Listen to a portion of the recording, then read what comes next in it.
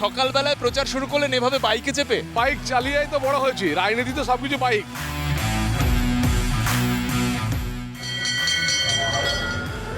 ভোলে বাবা কি এবারে নির্বাচনের বৈতরণীটা পার করাবেন?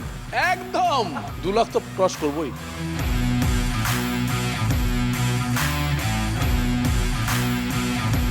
2019-এ আপনার অনুপস্থিতিতে যিনি আপনার হয়ে প্রচার করে প্রায় 78,000-এর বেশি বোধহয় আপনি লিড পেয়েছিলেন, প্রতিপক্ষ হলেন তিনি।